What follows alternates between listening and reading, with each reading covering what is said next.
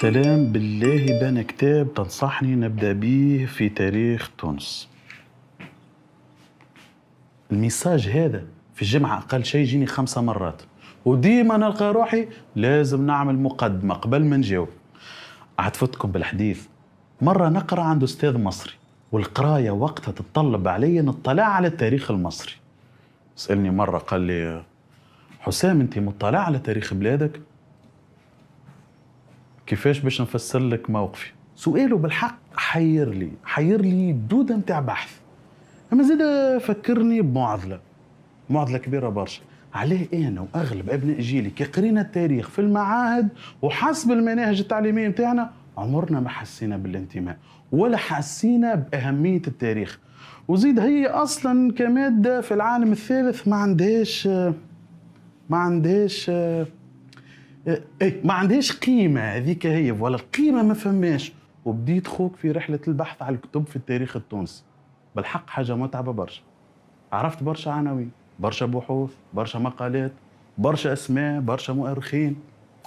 الكامل في التاريخ، البيان المغرب في اختصار اخبار ملوك الاندلس والمغرب، شذرات الذهب في اخبار من ذهب، تاريخ ابن خلدون. وعرفت اسماء مؤرخين كما حسين مؤنس، عبد الرحمن حاجي، حسن حسني عبد الوهاب. استنى الساعة، انت ريت العناوين هذه الكل والكتب هذه الكل مع بعضهم وانا نقرا لهم ونقلب في كتبهم ما فهمت والو ولا شيء، جملة نافعة رب. واكتشفت اللي انا قاعد نطالع بطريقة غلطة وعكسية مقلوبة جملة واحدة. انا اصلا بديت بالكتب اللي هي تعتبر مراجع ومصادر فيها اخبار داخله بعضها نشوف فيها وبرشا اسماء تاريخية، هيك تفاصيل ضيعك يعني. عرفت، حبيت نحل بيبان كبيرة وصعيبة يعني غير مفتاح يسهلك اثنين. الله يرحمه بشير صفر كعمل لي كتاب اسمه مفتاح التاريخ.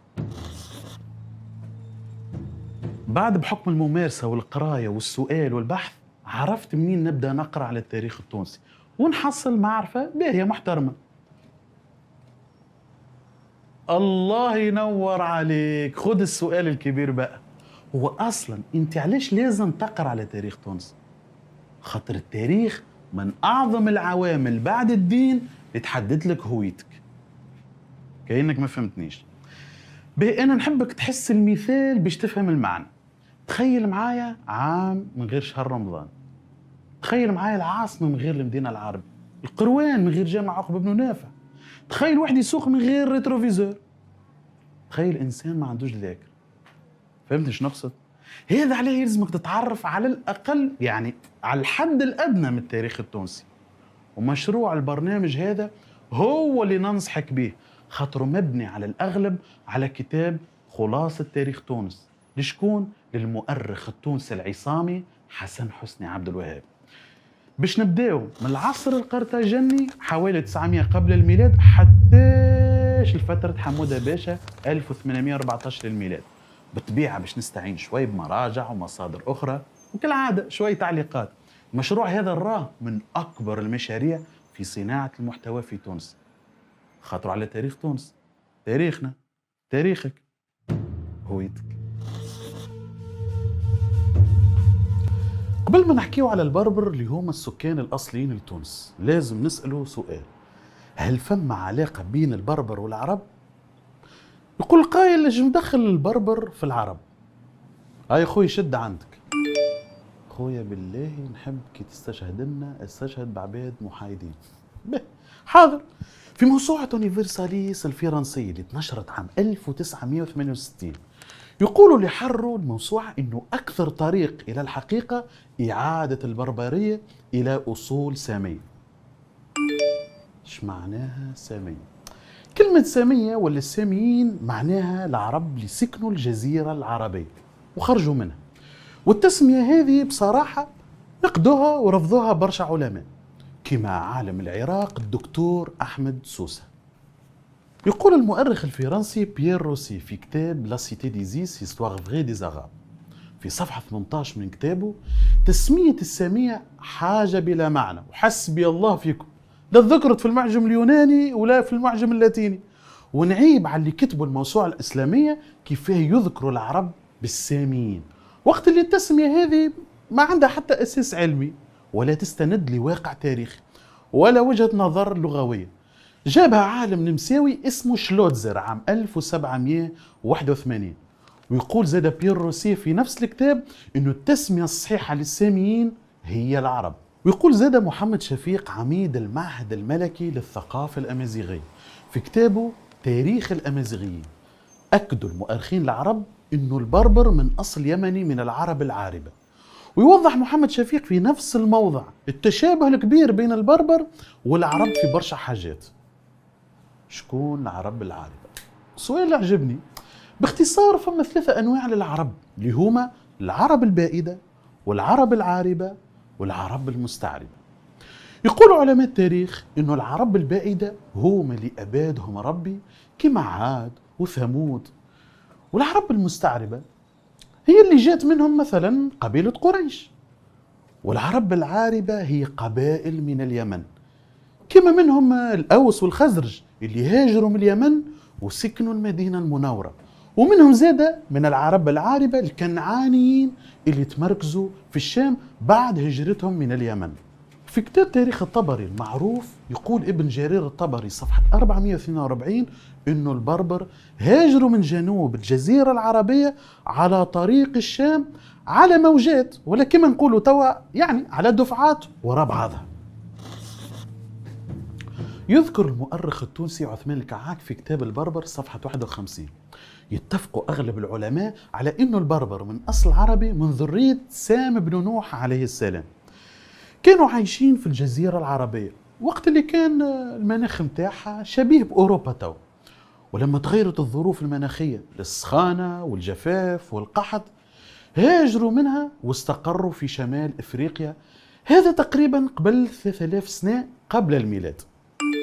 أهو فما اللي يقول إنه البربر هاجروا من شمال أوروبا وتمركزوا في الجنوب. أما الأمريكان تو باش يجاوبوك مش الفرنسيس. ويليام لانجر المؤرخ الأمريكي يقول في كتابه موسوعة تاريخ العالم إنه كان الاتجاه العام للحركة الحضارية من الجنوب إلى الشمال ومن الشرق إلى الغرب، وإنه العرب والبربر وغيرهم تمركزوا في جنوب أوروبا وشمال إفريقيا. ديانة البربر.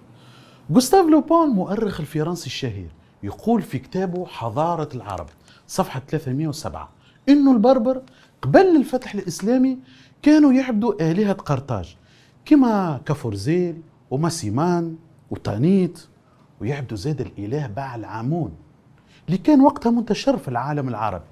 فهمتوا علاش كانوا يسميوا كما حنا بعل وصدر بعل، كما احنا توا نسميه عبد الله وعبد الرحمن. الإله هذا بعل عامون ذكروا ربي في القرآن الكريم وخاطب مشركي العرب لما قال تعالى أتدعون بعلا وتذرون أحسن الخالقين، وزاد يعبدوا في النار ويرميوا فيها صغيرات قربان. لغة البربر.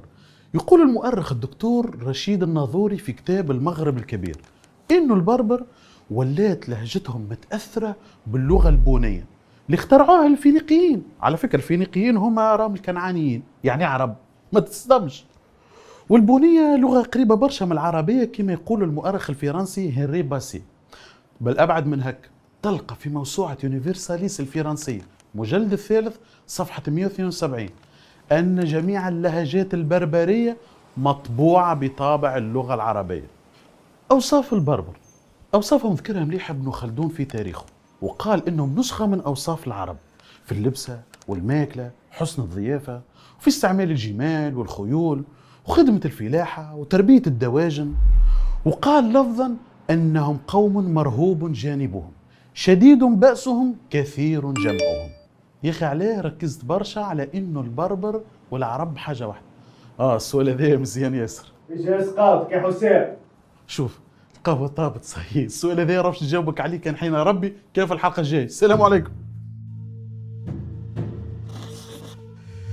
في الحلقة اللي فاتت حكينا على أصول البربر، لغتهم، ديانتهم وأوصافهم، ولاحظت حسب المصادر اللي اعتمدت عليها ما فماش فرق تقريبا بين البربر والعرب. يبقى السؤال عليه أنا ركزت على عروبة البربر؟ باش نقدم بكم برشا بالتاريخ من 3000 سنة قبل الميلاد نمشيو حتى قديش العام 1830 ميلادي. يا أخي مش هذه فترة احتلال فرنسا الجزائر بالضبط. فرنسا لما احتلت الجزائر كان كل همها إنها تخلق انشقاق وفتنة بين المسلمين، بالطبيعة حتى تسهل لها عملية احتلال المنطقة الكل ويفضلها الجو. وكما تعرف إنه سياسة فرق تسد هي أسرع طريقة لإضعاف الدول المحتلة، وبالطبيعة ما فماش حل أفضل من اللعب على التاريخ واللغة والهوية. واللعبة هذه ما فماش شكون يجم يلعبها خير من الكاردينال لافيغري والآباء البيضة التبشيريين، هو اللي هما أساسا وراء صناعة الفتنة ما بين البربر اللي يتكلموا باللهجة الأمازيغية والعرب اللي يتكلموا باللغة العربية. وزرعوا فكرة في الأمازيغ إنه المسلمين والعرب غزاة ومحتلين، وإنكم أنتم سكان شمال إفريقيا الأصليين وجذوركم الصحيحة جاية من أوروبا، وما يلزمش تكون فما بلاصة للعرب بيناتكم.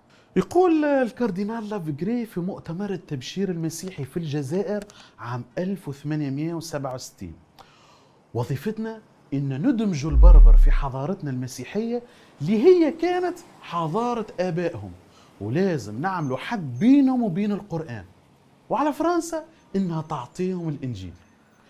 لكن أغلب الأمازيغ في منطقة القبائل الجزائرية أفشلوا مخطط الكاردينال لافيغري، بخلاف إنهم ساهموا بقوة في تحرير الجزائر من الاحتلال الفرنسي.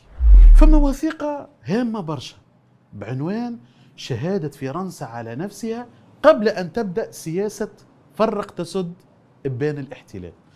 تتحدث الوثيقة ذي على احتلال فرنسا لمنطقة القبائل في الجزائر عام 1858.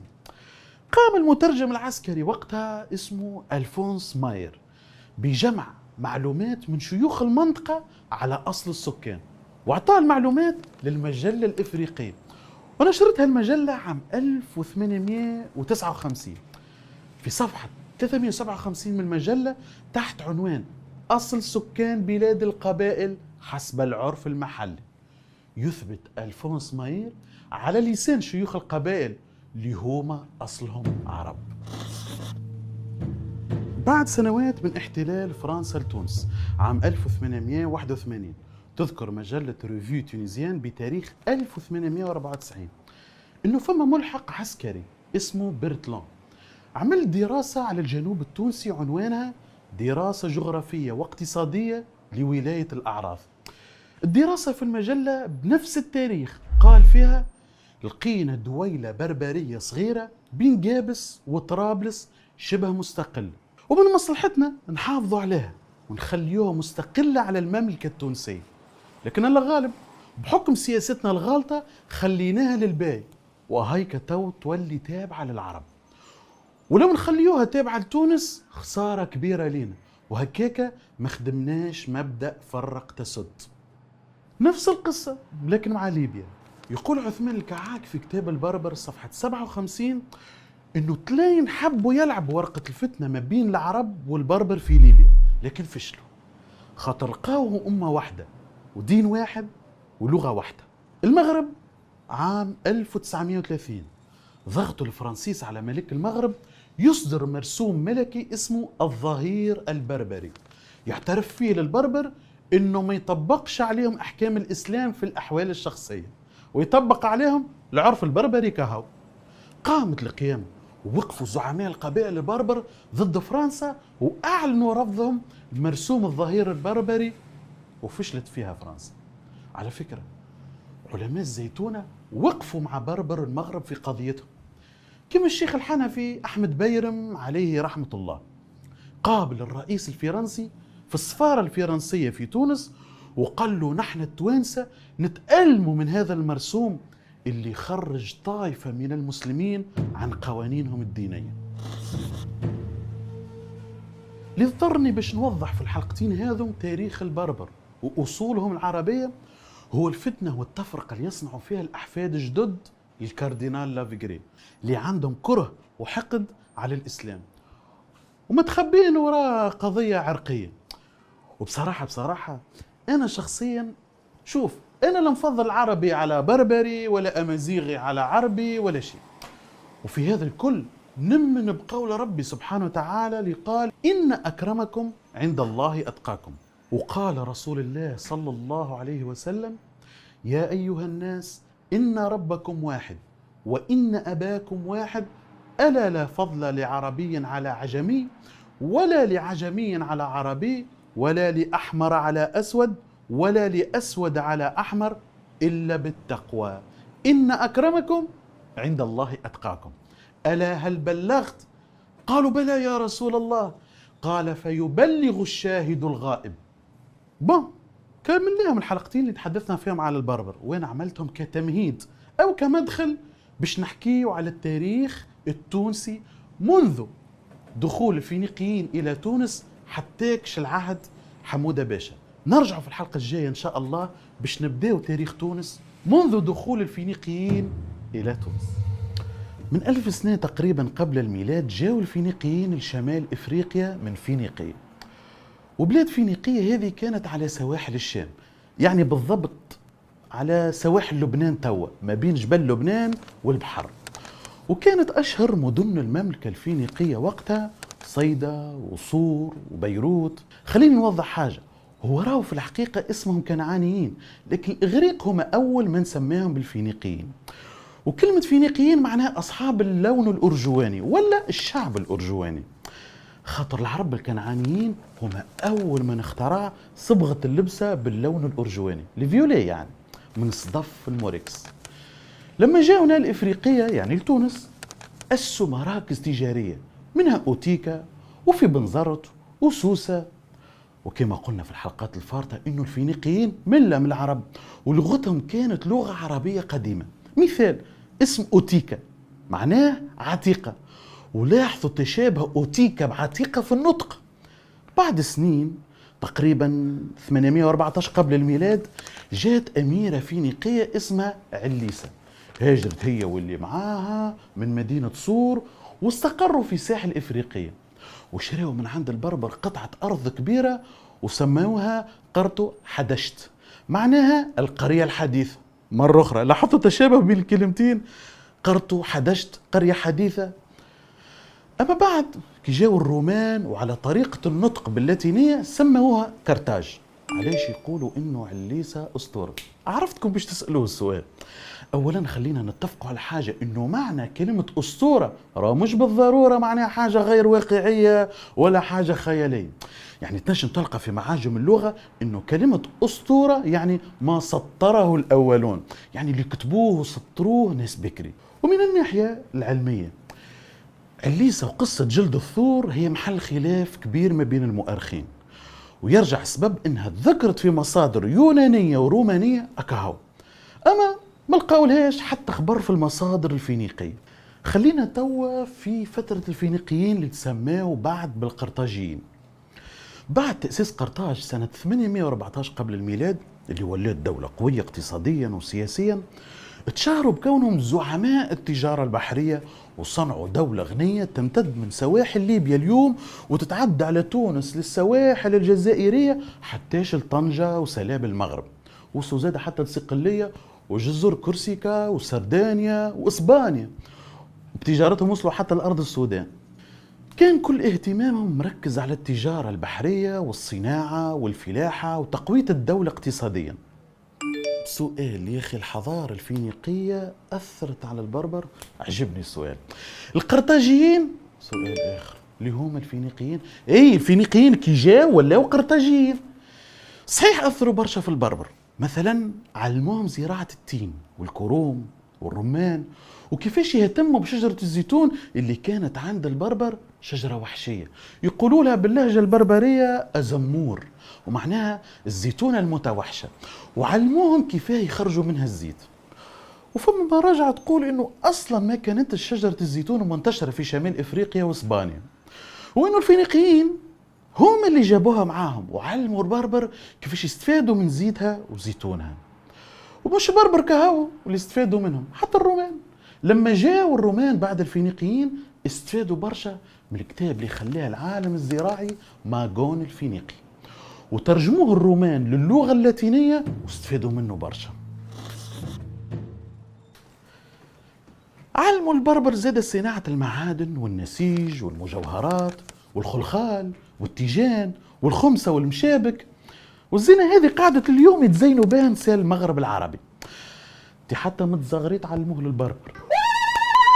كانت الهيئة الحاكمة بقرطاجنة حاجة تشبه للجمهورية، يديرها مجلس يتركب من 100 عضو من أعيان التجار، يرأسهم زوز شيوخ يجدوا انتخابهم كل عام، وكان أغلب اهتمامهم توسيع التجارة البحرية والمراكز الصناعية وتقوية الاقتصاد.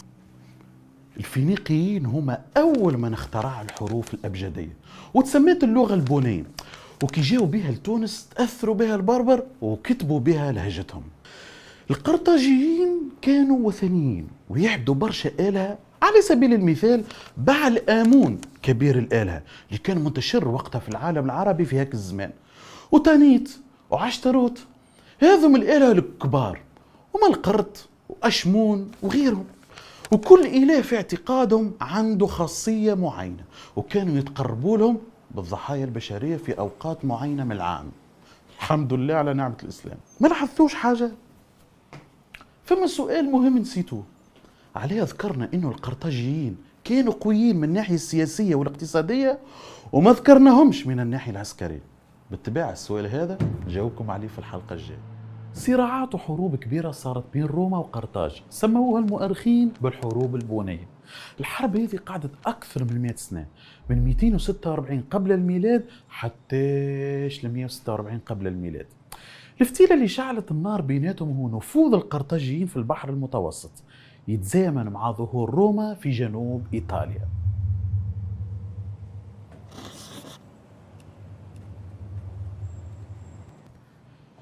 يقول حسن حسني عبد الوهاب في كتاب خلاصة تاريخ تونس، وهو يحكي لنا على الحروب البونية. أحداث الحرب البونية الأولى صارت في صقلية اللي كانت قرطاج مسيطر على أغلبها، وانتصر فيها جيش روما مرتين، مرة عام 260 قبل الميلاد ومرة عام 256 قبل الميلاد. تشجعت روما بالانتصارات هذه وطمعت في احتلال افريقيا، وبعثت جيش تحت القائد الروماني روغلوس عام 255 قبل الميلاد. لكن القرطاجيين ربحوها المعركة وأسروا القائد روغلوس، وتحلت في الجيش الروماني مذبحة كبيرة. الرومان ما سلموش في صقلية للقرطاجيين، وتعاودت مرة أخرى الحرب بيناتهم. رغم عدد الجيش القرطاجي ورغم ذكاء القائد عملقار والخطط العسكرية اللي حطوها، إلا أنهم خسروا الحرب وطالبوا الصلح مع الرومان، سلمونا في الأخير صقلية عام 241 قبل الميلاد. مش قلت لنا الحلقة اللي فاتت ونحكي لكم على الجانب العسكري القرطاجي؟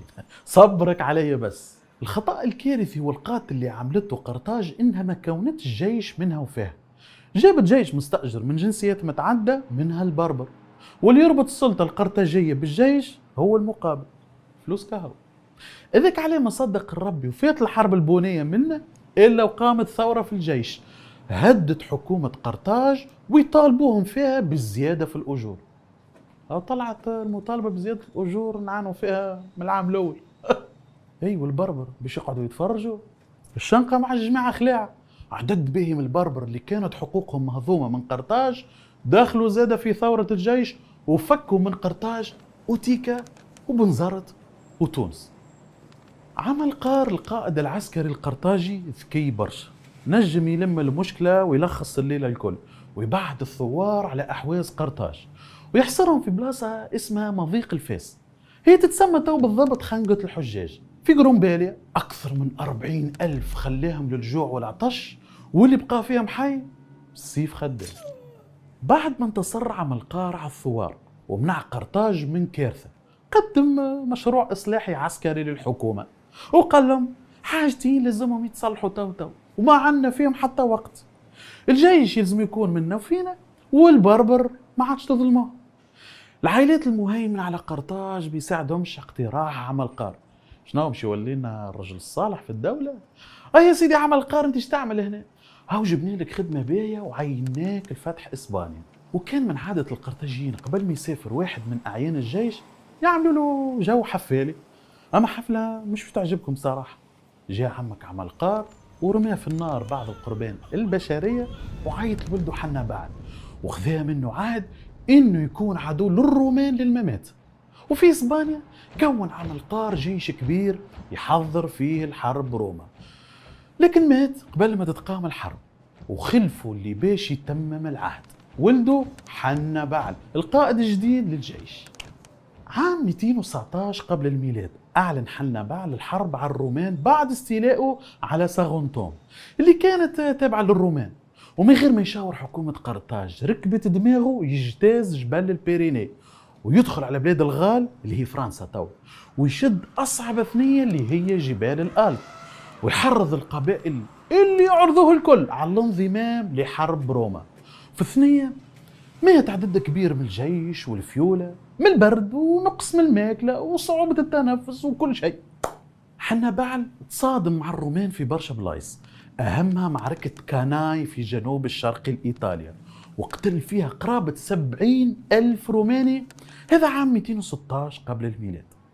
وتعتبر المعركة ذي من أهم معارك حنبال اللي استعمل فيها خطط حربية وعسكرية لليوم يقريوا فيها. على فكرة حكومة قرطاج موقفتش معاها بصراحة حتى بإمداد لوجستي. حنبال قرب من الاستيلاء على روما، لولا إنه السياسة العسكرية الروما تغيرت في آخر لحظة، وقرروا يهاجموا قرطاج على طريق البحر بقيادة بابليوس، ولا كما يعرف تاريخيا بشبيون الأكبر، وتسمى زادة حنبال روما. اضطر حنبال يرجع الإفريقية بسرعة على البحر، وتقابل جيش قرطاج بقيادة حنبال مع جيش الرومان وبعض الملتحقين من البربر بقيادة شبيون في زاما ولا جاما اللي توا تبعد على غرب سليانة ب8 كيلومتر، وانهزم فيها جيش حنبال هزيمة كبيرة عام 202 قبل الميلاد. انتهت الحرب البونية الثانية بتنازل قرطاج عن اللي تملك الكل خارج افريقيا من سفن وفيولة ومعدات حربية، دفعت حتى غرامة كبيرة، غرامة حربية تساوي 50 مليون فرنك ذهب، وعملت التزام انها ما تشارج حتى حرب على البربر الا بعد استئذان روما. حنبال رجع لقرطاج، وكما ابوه قدم خطة لحكومة قرطاج لإصلاح الجيش، لكن الحركة الإصلاحية اللي حب يقوم بها ما تقبلتش بها قرطاج، وزيد روما طلبت منه يخرج من افريقيا.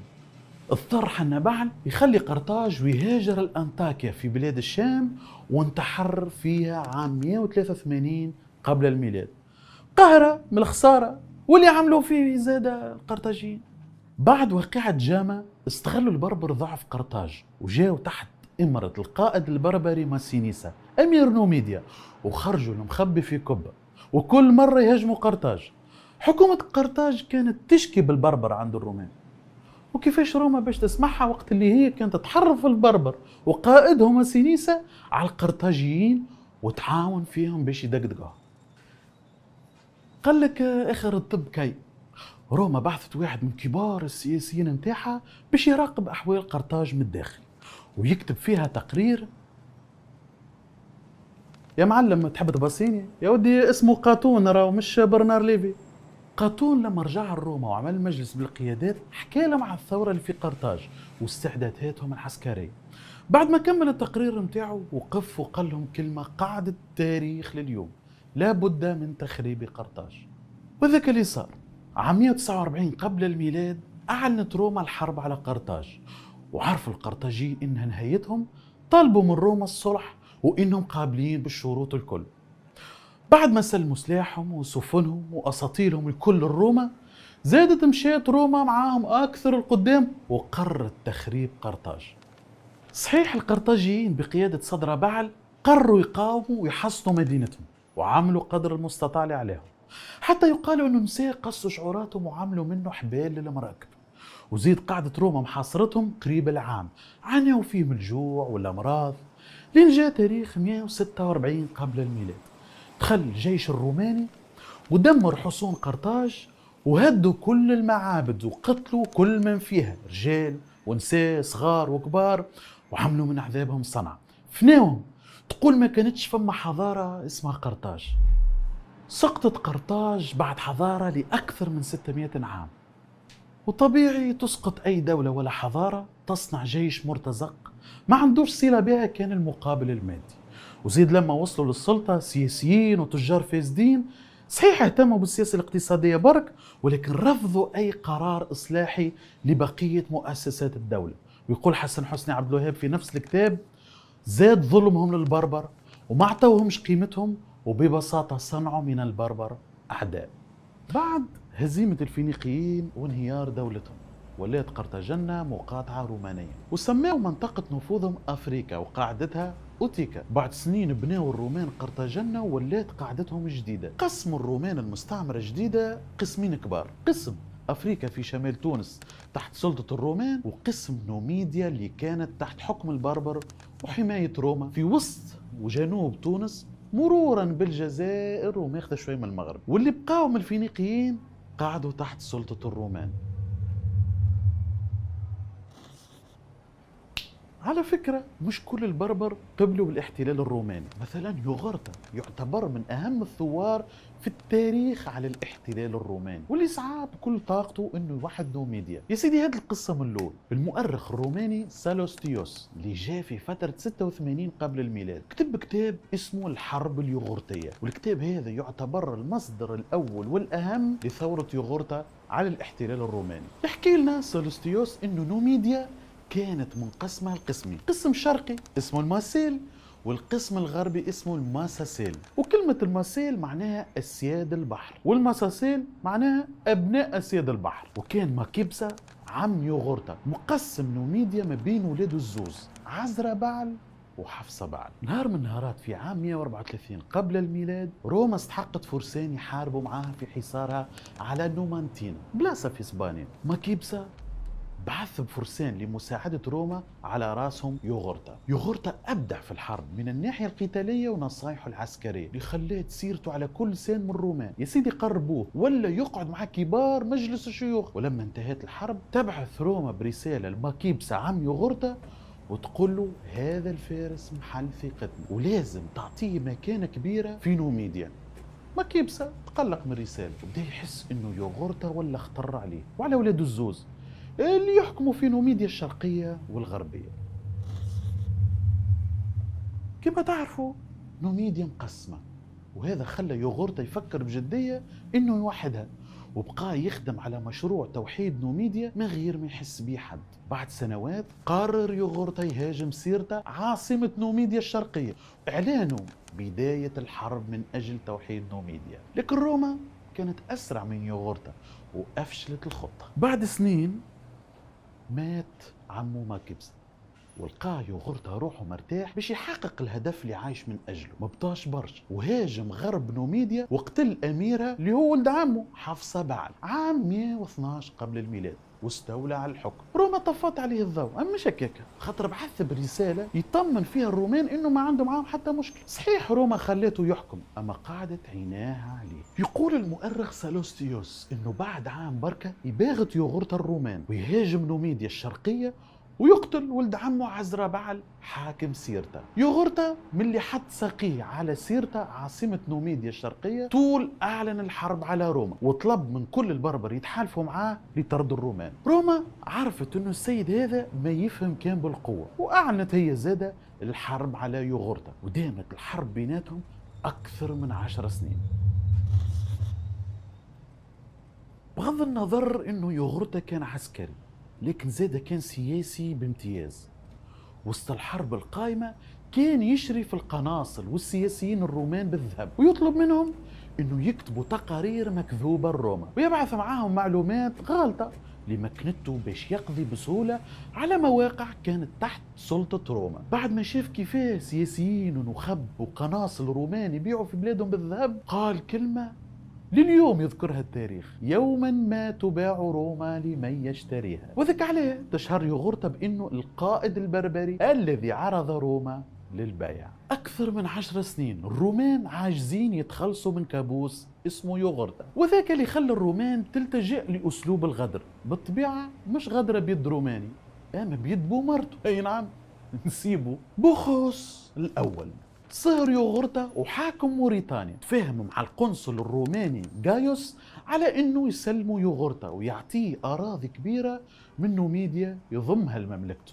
وما كانش من العاكسين، عمك بوخوس استدعى يوغورتا وقال له اجا نتشاوروا على امور تخص الحرب على روما. وكيفاش ما يثقش في نسيبه مشالوا لموريتانيا وغادي اعتقلوا، وتم تسليمه للرومان عام 104 قبل الميلاد. يوغورتا هزوه مسلسل الروما وتعرض غاديكا لأبشع أنواع التعذيب، خلاف أنهم جوعوه وعطشوه مدة طويلة في قبو، وصلوا قصوله وذنيه وهو حي، وبعد شنقوه وسط حفلة كبيرة لإعلان نهاية كابوس روما. في الحلقة الجاية باش نشوفوا أهم الأحداث اللي صارت بعد إعدام القائد البربري يوغورتا، كيفاش توسعت روما في إفريقيا مع ظهور النصرانية اللي عملت بلبلة كبيرة في روما والمنطقة. شفنا في الحلقة اللي فاتت كيفاش تخلصوا الرومان من القائد يوغورتا اللي كان مصدر رعبهم الأكبر، وبعد إعدامه ركزت روما نفوذها بالكامل على مستعمرتها الجديدة أفريقيا،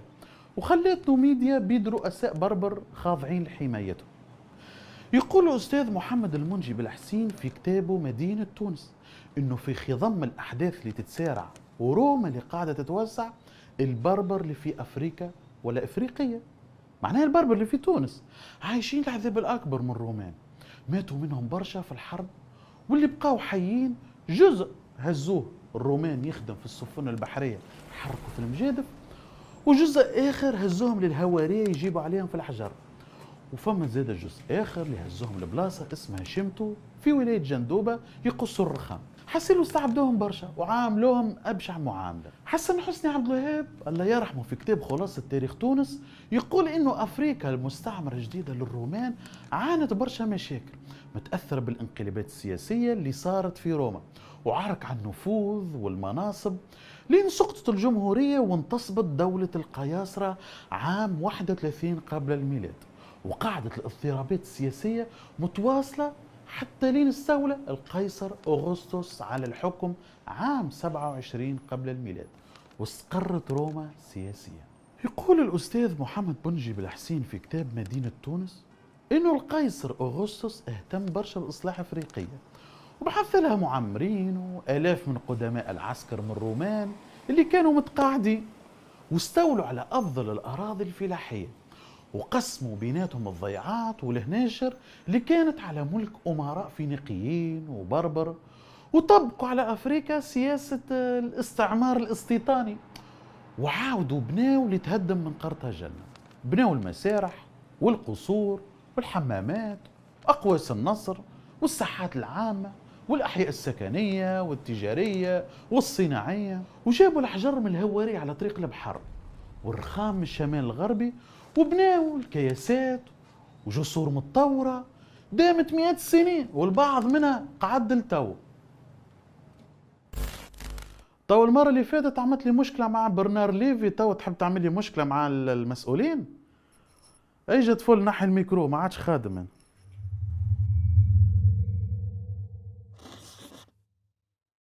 عاد قلنا بناو شبكة طرقات على كامل افريقيا باش يسهلوا تنقل الجيش والتجار والمسافرين، وربطوا المدن ببعضها وعملوا طريق يخرج من قرطاجنة حتىش لتبسة في الجزائر، وطريق أخرى تحت ظل الجر من شرشال في الجزائر حتىش القرطاجنة ومنها لطرابلس، وجابوا الماء على حناية من عيون جبل زغوان تمتد على مسافة 130 كيلومتر لتزويد مدينة قرطاج. خلي عاد من الفلاحة في العهد الروماني. روما تبني في امبراطورية، تبني في دولة عظيمة، والدولة اللي ما تعولش على فلاحتها ما تفلحش. وفي الحقيقة الرومان بعد ما أسقطوا قرطاجنة الفينيقية لقاوا كتاب في علم الفلاحة العالم فينيقي اسمه ماجون.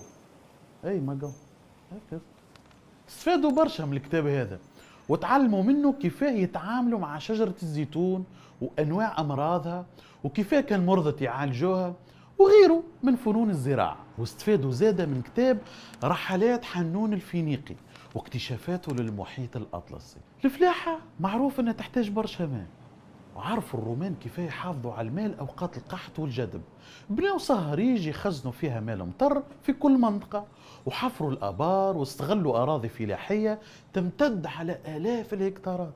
وازدهرت مدينة قرطاجنة الرومانية على أنقاض قرطاجنة الفينيقية، وبناو عصر الزيت ومصانع الدباغة والرخام وصناعة الخزف والفسيفساء وصناعة الأسلحة الحربية المتطورة والبواخر الحربية والتجارية. ولات موانئ قرطاج تصدر روما حتى في الصيودة والنمورة للملاعب الرومانية، وأجود أنواع الخيول واللوح النادر والرخام والزرابي. وأسسوا مصانع كبيرة لتذويب المعادن كما القصدير والحديد والبرونز والرصاص والنحاس المستخرج من مناجمنا نحن. حسيله يقول حسن حسني عبد الوهاب اللي عملته روما هو اللي عملته فرنسا مع شوي فروقات. أثرياء روما حبوا برشا قرطاج وبناوا فوق مرتفعات بيرسا وأميلكار وقمرت والمرسى قصورات كبيرة، واهتموا برشا برادس وسموها ماكسولارادس، وعملوا الحمامات في حمام لنف بالماء الدافي الخارج من جو في جبل بوغرنين وكانوا يداووا به. انتم عندكم فكرة اللي جبل بوغرنين قبل كان يخرج في البركان قبل 1000 سنين. السياسة الرومانية غير السياسة الفينيقية اللي قبلها. الفينيقيين كانوا يميلوا في سياستهم لللين والحوار واسلوب الاقناع مع الاخر، اما السياسة الرومانية تعتمد كان على القوة وكل شيء يجيب القوة. وزيد الفينيقيين الجيش متاعهم كما حكينا في الحلقة الخامسة مرتزق، يعني ما عندوش مفهوم الولاء للدولة. بينما روما جيشها اللي في أفريقيا اللي يتجاوز 30,000 أغلبه كان من رومان والبقية من البربر وجنسيات أخرى. يقول حسن حسني عبد الوهاب خلاف ما أبدعوا الرومان في الزراعة والمواصلات والعمارة، صنعوا مدن كبيرة يحير كل من يقف على آثارها الموزعة على تونس من الشمال للجنوب. تخيلوا مثلا وصل عدد سكان إفريقية في العهد الروماني 4 ملايين نسمة، في قرطاجنة وحدها وصلوا فيها 500,000 نسمة، بينما المدن الأخرى كما أوذنة ودقة والجم ومكثر وغيرها وصل عدد السكان فيها ما بين 30 و 40 ألف نسمة. في فترة حكم أغسطس قيصر ولد عيسى بن مريم عليه السلام، وبدأت الديانة المسيحية تنتشر حتى وصلت لأفريقيا وعملت برشا اضطرابات ومشاكل، وخافوا السياسيين الرومان للناس تعتنق الدين الجديد، خاطرها الديانة الجديدة ذي تهدد كيانهم بما أنه الديانة المسيحية تفرض العدل والأمانة والمساواة وترفض عبادة البشر للبشر. خافوا رجال حكومة الرومان من إبادة حكمهم، فقاوموا انتشار الدين الجديد هذايا بشتى أنواع التنكيل. كان كل من يشدوه تنصر يرميوه للحيوانات المفترسة، يعذبوه يصلبوه. وزاد المعروف أن الرومان وقتها كان المعبود المقدس عندهم أغسطس قيصر لحكم روما فترة ميلاد عيسى عليه السلام، ويعبدوا زاد آلهة أخرى مصنوعة من الحجر. الأستاذ عمر الركباني في كتابه خلاصة التاريخ يذكر أنه في دستور في العهد الروماني تعدم 12 بربري اعتنق النصرانية، كما عدموا زوز من رؤساء كنيسة سرية في قرطاجنة، وكثرة الخصومات والقتل والتنكيل بين الخاصة والعامة. بعد سنين طويلة شاء ربي قبول النصرانية بقرار الإمبراطور قسطنطين الأكبر عام 330 ميلادي بعد المسيح عليه السلام. بعد انتشار المسيحية المسيحيين أنفسهم انقسموا الفرق ومذاهب، والاضطراب اللي صار ما بيناتهم أثر على الدولة، والبربر أنفسهم بعد اعتناقهم للنصرانية ارتدوا عليها أكثر من مرة. يقول حسن حسني عبد الوهاب إنه اعتناق البربر للنصرانية كان كشكل من التمرد على السلطة، ويحبوا يتخلصوا من حكم الرومان بأي وسيلة كانت. صحيح هو قال هكا حسن حسني عبد الوهاب، ما عندي تعقيب في حلقات الجاي. كبرت الحكاية وتحولت من مسألة دينية إلى مشاكل سياسية أضعفت الدولة، وفوق هذا البربر ولاو يطالبوا باستقلالهم. نتيجة المشاكل هذه الكل ضعف نفوذ روما على إفريقيا، لدرجة أن الوالي على إفريقيا الكونت بونيفاس شق عصا الطاعة من الإمبراطورية الرومانية عام 427 بعد الميلاد، واستنجد بالفندال العدو الجديد لروما، وكان قدومهم عام 439 ميلادي هو الضربة القاضية على حكم الرومان في إفريقيا. اي شكون هم الفاندال؟ حكايه الفاندال حكايه مشرب كبرج، وانا شخصيا ما نحبش نحكي عليهم بكل سطحيه، وما نحبش زاده ندخلكم في تفاصيل بعيده عن التاريخ، لكن نحب نعطيهم حقهم. الوندال ولا الفاندال هما من القبائل الجرمانيه اللي كانوا متواجدين بين اسكندنافيا والمانيا، واللي دخلوا في معارك طاحنه وحروبات كبيره بينهم وبين الرومان البيزنطيين تقريبا في القرن الثالث ميلادي. المعارك اللي كانت قائمة بيناتهم خلت الرومان يوصفوهم ديما بالبربر والمتوحشين. العجيب انه الصفة هذه قاعدة ديما تتبع فيهم لليوم حتى عند المؤرخين، رغم انه وصلنا في بعض المراجع والمصادر التاريخية الاخرى انه الرومان كانوا متوحشين اكثر منهم، وكانوا ابشع غزاة في تاريخ شمال افريقيا. ما السؤال، شنو سر الحروب بين الفاندال والرومان؟ وشنو سر وصفهم بالهمجين والمتوحشين لليوم؟ تبعني مليح باش تفهم الحكاية من الأول.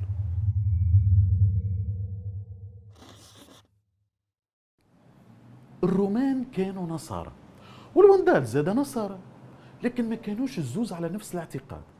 الرومان كانوا يؤمنوا بالتثليث في عقيدتهم اللي هو الآب والابن والروح القدس، بينما الفاندال كانوا على الأريوسية اللي هم يعني مؤمنين بوحدانية الله عز وجل، وإنه المسيح عيسى عبد الله ورسوله وليس ابن الله جل وعلا.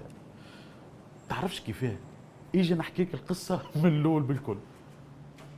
تقول الموسوعة البريطانية اللي صدرت عام 1768 إنه فما قس مسيحي تولد في ليبيا أمازيغي عام 250 ميلادي اسمه آريوس. تعلم آريوس تعاليم الديانة النصرانية في الإسكندرية، ولما كبر سافر لأنطاكيا وتعلم في المدرسة الظاهرية اللي تخرج منها على يد الشهيد لوسيان. هكا قالت عليه الموسوعة البريطانية.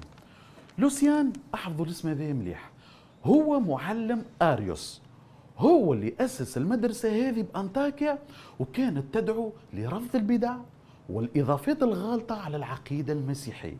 بالطبيعة المسيحيين اللي يقولوا بالتثليث ما قصروش معاه، سجنوا لوسيان وعذبوه بأبشع أنواع التعذيب حتى لين قتلوه عام 312 ميلادي. في كتاب حياة وزمن قسطنطين العظيم للبروفيسور ديمتريوس كوسولاس يقول في عام 313 ميلادي آريوس اللي هو تلميذ القديس لوسيان ولا قس في كنيسة الإسكندرية، ويدعي في الناس لعبادة الله وحده، وإنه المسيح عليه السلام هو عبد الله ورسوله ما هوش ابن الله. الدعوة هذه عملت تشخشيبة كبيرة بالنسبة للمسيحيين اللي يراوا بالتثليث، اعتبروها تهديد لعقيدتهم ولأتباعهم اللي قاعدين ينقصوا كل يوم ومتأثرين بعقيدة آريوس واللي تسموا بعد بالأريوسيين. يقول ابن خلدون في كتاب العبر في الجزء الثاني: عقيدة آريوس في عيسى مثل عقيدة الإسلام. ويذكر زاد الشهرستاني في كتابه المعروف الملل والنحل صفحة 250: قال آريوس القديم هو الله والمسيح مخلوق. الكنيسة الأرثوذكسية ما قعدتش مكتفة يدها، وحتى أسلوبها القمعي ضد الأريوسيين اللي يقولوا بمبدأ توحيد الله ما وصلش النتيجة، وزيد المسألة تطورت وولت حتى تهدد السلم الاجتماعي العام. أي شنو الحل؟ الحل يا سيدك بن سيدك في يد البطريرك اسكندروس، يكتب مقالة في كفر آريوس وبعثها لجميع الكنائس والمدارس النصرانية. وصلت المقالة هذه الحاكم الإمبراطورية البيزنطية اللي هو قسطنطين الأكبر، ورغم أنه كان وثني وقتها إلا أنه دعا في عام 325 ميلادي لعقد مجمع نيقية في نيقيا اللي هي تجي توا في تركيا للمناظرة الكبرى بين البطريرك اسكندروس الأرثوذكسي والقس الموحد آريوس. العجيب انه رغم الامبراطور قسطنطين كان وثني وما عندوش درايه تكفيه باش يحسم في المناظره هذه، ورغم انه غالبيه الحاضرين مالوا وانتصروا الحجاج آريوس واعلنوا مبدا الوحدانيه، الا انه جاء امر الامبراطور قسطنطين الاكبر بالعكس، وامر بتوقيع بيان يعتبر المسيح ابن الله وكل من يخالف وما يوقعش باش يتحاسب. لا، وما يزيش هذا الكل، يزيد يخرج من بين القساوسة قسيس ساهم فيما بعد في قتل وتعذيب الموحدين الأريوسيين اسمه نيكولاس الأرثوذكسي، ويضرب أريوس قدام الإمبراطور والناس الكل تتفرج. بشوية الساعة تعرفوا شكونه هذا نيكولاس اللي ضرب أريوس؟ نيكولاس هو سانتا كلوز، هو بابا نويل. بعد ما ضرب الموحد أريوس وبعد ما أشرف على تعذيب وقتل الموحدين الأريوسيين وتهديم كنائسهم في البلاصة اللي هو كان أسقف عليها، رقاته الكنيسة واعطاته لقب سانتا كلوز اللي يحتفلوا به برشا توا في راس العام.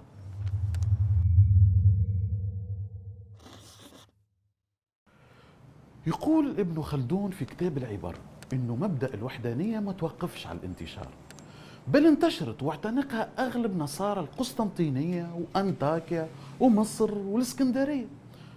العجيب إنه الإمبراطور قسطنطين الأكبر هي دخلت على الوثنية وآمنت بالله، لا وزيدت تبنت الوحدانية على مذهب أريوس، وأثرت من بعد في ولدها الإمبراطور قسطنطين باش يصدر في عام 336 ميلادي قرار بالعفو على أريوس، وأعلموا إنه من حقه يمارس عقيدته ودعوته بكل حرية. القرار هذا خلى أسقف القسطنطينية ألكسندر يوجه دعوة عاجلة لأريوس على مائدة طعام فاخرة ويكرمه كرم كبير. شنو هو كرم؟ كرمه وبعثه للآخرة. تم اغتيال أريوس صاحب المذهب التوحيدي بماكلة مسمومة على يد الأسقف الأرثوذكسي ألكسندر في نفس العام اللي أصدر فيه الإمبراطور قرار العفو.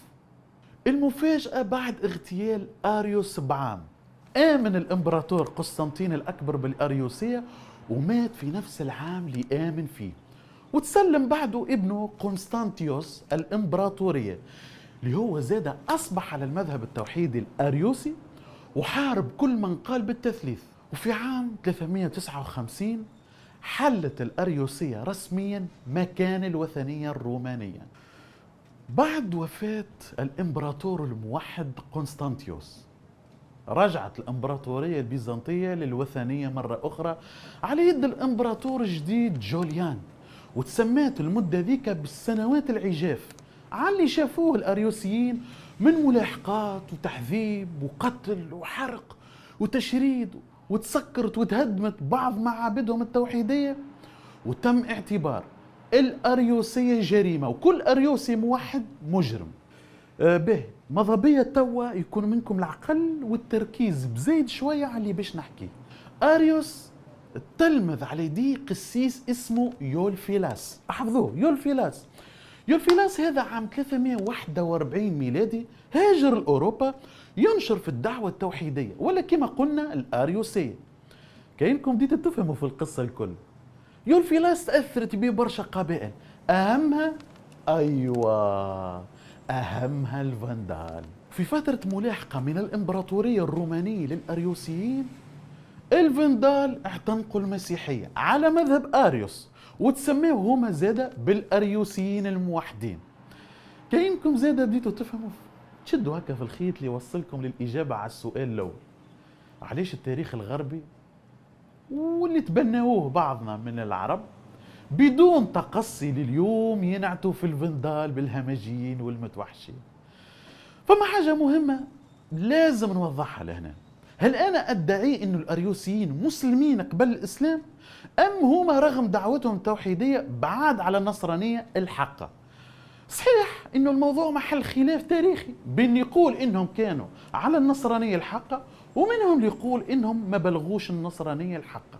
أنا شخصيا مازلت متوقف في الموضوع، لكن اللي نتبناه حاليا مقالة محمد عمارة الله يرحمه اللي ذكرها في كتاب أقباط مسلمون قبل محمد صلى الله عليه وسلم للدكتور فاضل سليمان في صفحة 184 إنه الآريسيين حاولوا الاقتراب من نقاء التوحيد الديني. يعني فهمنا اللي هي محاولة للاقتراب للمسيحية الحق. علاش المقدمة هذه الكل على الوندار؟ لعدة أسباب، أهمها أنه أغلب المصادر والمراجع اللي ذكرتهم بالهمجيين والمتوحشين لكن ما ذكروش انهم ناس اعتنقوا المذهب التوحيدي اللي اسسوا اريوس وتسموا بالاريوسيين، وانه اغلب اللي كتب عليهم في القديم اما الرومان الوثنيين ولا الرومان الارثوذكس، وبعد جاوا الرومان الكاثوليك اللي صنفوا كل كتاباتهم على انه الفندال همجيين ومتوحشين واميين وما يفهموا في شيء. هذا الكل بسبب عدائهم للمذهب الاريوسي اللي يقول بتوحيد الله وانه عيسى عبد الله ورسوله. ونعيب اكثر على اساتذتنا في اغلب حواراتهم وكتاباتهم تبناوا راي المدارس التاريخيه الغربيه في نعتهم للوندال بالهمجيين والمتاخرين، وما يذكروش بالتفصيل العذاب والانتهاك اللي حصل للفندال على يد الرومان لمجرد انهم اعتنقوا المذهب التوحيدي. بالحق الانصاف عزيز، ولكن ما نعممش، الاغلب هكا تحدث على الفندال، ويا ريت كان الأسطر القليلة اللي حدثوا فيها على الفندال وسبب مشاكلهم مع الأرثوذكس والكاثوليك يا ريت كانوا توسعوا فيها أكثر. نعرف لي طولت عليكم الحلقة، لكن كان لازم المقدمة هذه باش نعرفوا أكثر شكون هم الوندال، ونجاوبوا على سؤال أول الحلقة، ونعرفوا شنو سر قدومهم الإفريقية. ونوصيكمش على اللايك وتبارتاجيوا الحلقة، ونشوفوكم في الحلقة الجاية ونواصلوا حكاية قدوم الفندال لشمال إفريقيا. يذكر المؤرخ الجزائري مبارك الميلي في الجزء الأول من كتاب تاريخ الجزائر في القديم والحديث أنه بعد ما عزلت الإمبراطورة غالا بلاسيدية الكونت بونيفاس على حكم إفريقيا، تدخل القديس أوغسطين للصلح بيناتهم، وقبلت الإمبراطورة ترجع بونيفاس للحكم. وهنا لقى روحه قدام مشكلة كبيرة. أي والوندال اللي عيطت لهم ايش عملنا فيهم؟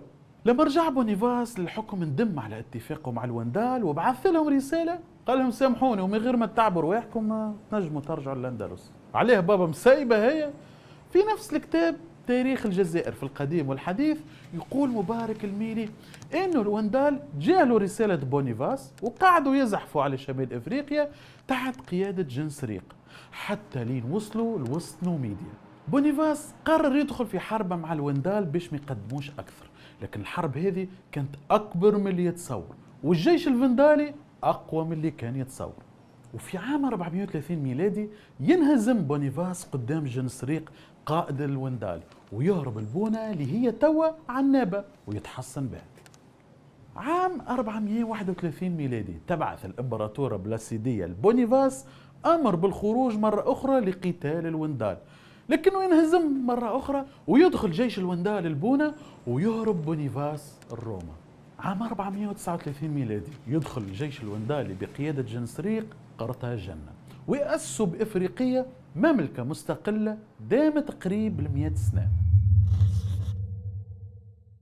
يقول حسن حسني عبد الوهاب في خلاصة تاريخ تونس إنه معاملة جنسريق للبربر كانت في غاية من الاحترام واللطف لدرجة إنهم حبوه برشا وكانوا هما أكبر مساعد ومساهم ليه في هزيمة الرومان. الوندال ما اكتفوش بأفريقيا، جهزوا جيش كبير أغلبوا من البربر وصنعوا أسطول بحري في قرطاجنة ودخلوا به للبحر المتوسط واستولوا على أغلب الجزر. في عام 455 ميلادي تتحقق أمنية حنبعل بعد موته بأكثر من 600 سنة، ويدخل الجيش الوندالي بقيادة جنسريق الآريسي على روما الكاثوليكية ويهزموا الجيش الروماني ويدوم نهب روما قرابة 14 يوم، ويصير فيها ما صار في قرطاجنة البارح على يد الرومان عام 146 قبل الميلاد. عام 477 ميلادي مات الملك جنسريق في قرطاجنة وخلفوا ولده هنريق. يقول حسن حسني عبد الوهاب في خلاصة تاريخ تونس انه هنريق كان على طريقة ابوه في محبته للبربر ومهتم برشا بحقوقهم، خاصة حقوقهم اللي خذوها من الرومان، كما كانوا مضطهدينهم وفكين لهم اراضيهم وارزاقهم. لكن الحق زاد ما ننساوش انه الوندال الاريسيين عندهم عداء كبير للرومان الكاثوليك والارثوذكس. كما قلنا اللي يحب يفهم ايش معناها حكايه الاريسيين يرجع للحلقه اللي فاتت. يقول مبارك الميلي في كتابه تاريخ الجزائر صفحه 335 ان الوندال كانوا متعصبين برشا لمذهبهم التوحيدي، واكثر الاخبار اللي يلقاها عليهم اي مؤرخ هو اضطهادهم للارثوذكس في افريقيا، والسبب يرجع الملوك الأرثوذكس اللي كانوا يعذبوا في النصارى الموحدين الأريسيين في بلدان أخرى. وقال حرفيا فكان الوندال ينتقمون لإخوانهم في الدين من أعدائهم الذين تحت سلطانهم. وهذا اللي خلى الملك هنريق يشرد أكثر من 5000 راهب من الكاثوليك في الصحراء عام 483 ميلادي. صحيح دولة الوندال توسعت على نواحي البحر المتوسط بقوة جيشها اللي كان أغلبه من البربر، وكما حكينا إنه جنسريق وهنريق كانوا قراب من البربر وعاطيينهم حقوقهم. يقول حسن حسني عبد الوهاب في الخلاصة إنه اللي خلفوا الملكين فرطوا في الحفاظ على الجيش، وتلهوا بالملذات والشهوات وزيد ظلمهم للبربر والتعدي على أرزاقهم. الحاصل ولاو كيفهم كيف الرومان قبل. يقول ابن خلدون رحمه الله في المقدمة: العدل إذا دام عمر، والظلم إذا دام دمر. ظلم الوندال خلى البربر ديما في ثورات ضدهم وضد وجودهم في إفريقيا، ونجر عليه إعلان استقلالهم على الوندال في الجهات الجنوبية للمملكة، وما بقي للوندال كان جهة الشمال فقط. ولزيد الطين بلة هو الانحطاط السياسي اللي وصل بالوندال، وعاركهم في بعضهم على المنصب والكرسي رغم انهم تقريبا من عرق واحد. لا، والغريبة انهم عملوا ثورة دينية على الاستبداد الأرثوذكسي قبل، يعرفوا الاستبداد وفاهمين ايش معناها سيكولوجية الإنسان المقهور. يقول جورج أورويل في رواية 1984: ما من أحد يمسك بزمام السلطة وهو ينوي التخلي عنها. إن السلطة ليست وسيلة بل غاية، فالمرء لا يقيم حكما استبداديا لحماية الثورة، وإنما يشعل الثورة لإقامة حكم استبدادي.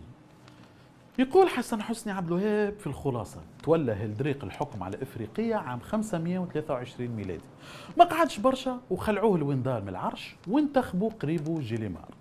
المخلوع هيلدريق ما خليهاش في قلبه واستنجد قيصر الروم جستنيان باش يرجعوا للملك، وبطبيعتها الدولة البيزنطية تستنى في الفرصة هذه من سنين طويلة.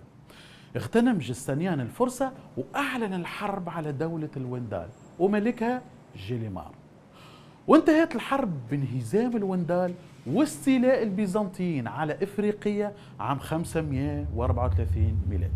يقول مبارك الميلي في كتاب الجزائر في القديم والحديث إنه كبر وتوسع الإمبراطورية الرومانية في المشرق والمغرب خلاها عاجزة على إدارة مستعمراتها اللي تحت حكمها آنذاك. العجز هذا عنده أسباب، منها محاولة بعض البلدان المحتلة إنها تستقل على الحكم الروماني، وزيد مهاجمة القوط على الرومان، وزيد التنافس اللي ما بين القيادات الرومانية على السلطة، وأسباب أخرى أدت المشاكل هذه وغيرها لانقسام الإمبراطورية الرومانية. يقول حسن حسني عبد الوهاب في خلاصة تاريخ تونس: انقسمت الدولة الرومانية عام 395 ميلادي إلى قسمين، القسم الغربي وعاصمته ميديولانوم في ميلانو توا في إيطاليا، والجهة الشرقية لأوروبا تتسمى الإمبراطورية البيزنطية عاصمتها القسطنطينية اللي هي اسطنبول توا. وكانوا العرب في المشرق يسميوا البيزنطيين الروم، أحفظوها الروم هم البيزنطيين في شرق أوروبا، الرومان في غرب أوروبا.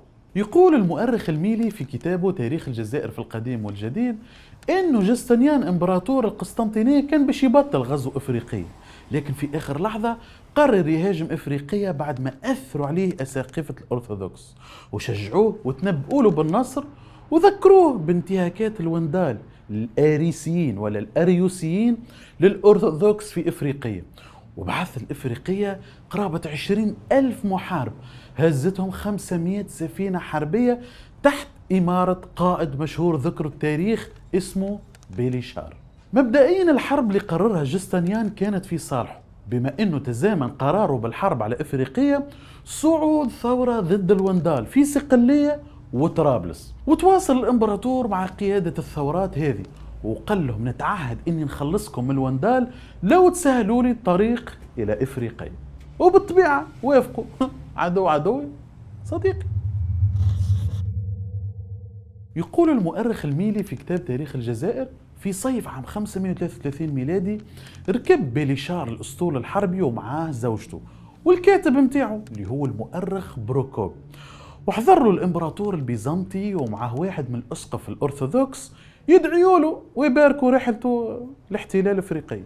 الأسطول البيزنطي ما توجهش طول إفريقيا، توجه للصقلية باش ياخذ أكثر أخبار على الوندال، ومن صقلية سافر المؤرخ البيزنطي لسرقوسة وخذا أكثر معلومات على الجيش الوندالي وعرضها على الإمبراطور. أهمها اللي الجنود الوندال في سردانيا بتبعتهم ثائرين على قائدهم الوندالي. وزيد جيليمار قائد الوندال في إفريقيا هبط للبيزاسين، يعني هبط للجنوب التونسي. واللي جماعة الوندال لا في بالهم ولا في دريهم أصلا اللي الجيش الرومي وصل. ما فهمتوا؟ الجيش الرومي اللي هو البيزنطي. وهذا يدل على الضعف الشديد للمخابرات العسكرية الوندالية وإنها باش تسقط لا محالة. بيليشار هبط بالجيش متاعه الخليج جابس واحتل لبتيس اللي هي لمتا توا في المستير، واحتل بعدين حضرموت اللي هي تو سوسة، وبعث للعسكريين الوندال رسالة باسم الإمبراطور قال لهم فيها: أنا راني ما جيتش محارب للأمة الوندالية، إنما جيت محارب لشخص جيليمار المنقلب على ملك هيلدريك. يعني قال لهم باختصار وفي كلمتين: راني ما عنديش مشكلة معاكم، أما نحب ننتقم من جيليمار. جيليمار وقت اللي سمع لي الروم البيزنطيين دخلوا افريقيا تخلى معاهم في معركة تحشم وفاشلة على الاخر، خليته يهرب لجبال بابورة اللي هي تو سلسلة جبال في شمال الجزائر، وغادي رحبوا به البربر وحماوه. من جبال بابورة حاول جيليمار يلقى اثنين كيفاش يهرب للأندلس، راس الملك القوط باش يبعث له بعض الفرسان اللي نجموا يأمنوا له ويحميوه في الطريق، لكن العينين برشا. فالاستخبارات البيزنطية عرفت من العينين البرشا انه جيليمار يحضر باش يهرب للأندلس، ولاو حاصروا المنطقة اللي هو متخبي فيها 3 شهور. عاد كعرف روحه جيليمار انه تكشف واي اسم الهروب للأندلس، راسل القيادة البيزنطية وطلب منهم الأمان. في الأخير جيليمار سلم نفسه للقائد بيليشار عدوه وتم ترحيله للقسطنطينية عام 534 ميلادي. وبانتهاء جيليمار انتهت الحضارة الوندالية في أفريقيا. في الحلقة الجاية إن شاء الله باش نشوفوا أهم التأثيرات الحضارية للاحتلال البيزنطي لإفريقيا. أي سيدي ما صدق الرب، الحكومة البيزنطية بدأت تركز في روحها في قرطاجنة حتى قامت قيامة البربر وثاروا على البيزنطيين في بلايص مختلفة من إفريقيا. وبعد ما كلني ناكلك نجم الوالي البيزنطي جديد يوحنا تروغليتا اللي حطوا القيصر عام 546 ميلادي يقمع ثورة البربر ويركح الجو. الروم نظموا ولاية إفريقية بطريقة مختلفة عن الفينيقيين والرومان والوندال. الحكومة القيصرية الجديدة وظفت حاكم عام يعطي الأوامر ويباشر الإدارة المالية ويراقب الموظفين، وكان متمركز في قرطاجنة اللي انتصبت فيها مصالح الحكومة الكل. الحاصل عنده صلاحيات واسعة ويتسمى بطريق. بطريق بالفتحة مش بطريق بالكسرة حشاكم. البطريق هو رئيس الأساقفة اللي عنده صلاحيات واسعة، والبطريق الروم عملوا مجهودهم باش ينظموا العسكر ونشروا جيشهم اللي يتكون من مشاة وخيالة، وزعوهم على مراكز حربية وزادوهم فريق من الجنود البربر، وحطوا القائد العام عليهم الكل في مدينة قفصة بحكم موقعها لبعيد على البحر وقريب للصحراء. الجنود البيزنطيين مستعدين من ناحية السلاح ومثابة، أما بحكم أنه سلاحهم رزين كانت حركتهم ثقيلة في التنقل، وزيد ريوسهم كانت صحيحة ومش سهل يتجاوبوا الرؤساء متاعهم، بخلاف البربر اللي كانت حركتهم خفيفة ويستعمل كل السلاح الخفيف.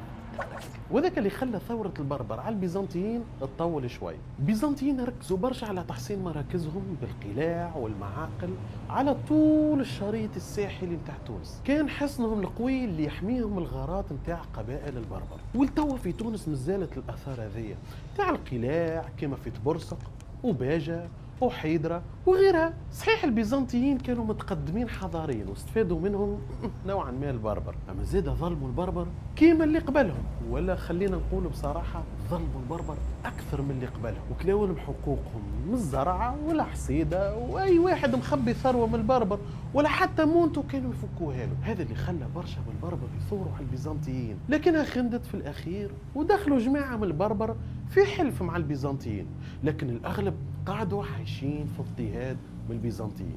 اكتشفوا الباحثين في تونس آثار بيزنطية كما بقايا كنيسة في بلاصة تتعرف داموس الكريطة موجودة ذي توا في قرطاجنة، وكنيسة أخرى في الكاف، وبرشا آثار لديار متاع ناس في العهد البيزنطي كانوا لاباس بهم. وأكثر اللي يميز الآثار هذيا هو الفسيفساء اللي تعرفوه.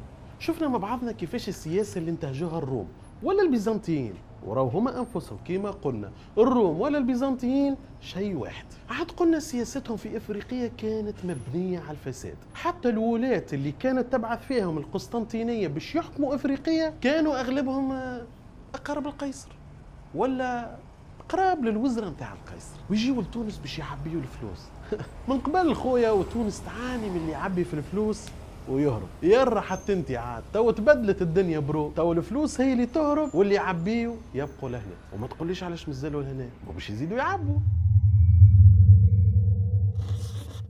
يقول ابن خلدون في المقدمة: دخول الحكام والأمراء للسوق والتجارة والفلاحة مضرة عاجلة للرعاية وفساد للجباية ونقص للعمار. وهذا اللي خلى برشا من الأهالي ما قبلوش البيزنطيين، وكونوا بعض القبائل من البربر حلف واستقلوا به بعيد عن المناطق المسيطر عليها الروم في الجبولات والصحاري، ويعلنوا ثورتهم على الروم بعد اللي راوه من ظلم وفساد واستبداد وقهر وتعدي على أرزاقهم، وصل للتعذيب والتشريد والقتل. هكا كان حال تونس وقت الاحتلال البيزنطي اللي متسلط على البربر اللي تزامن مع ظهور رسالة الإسلام.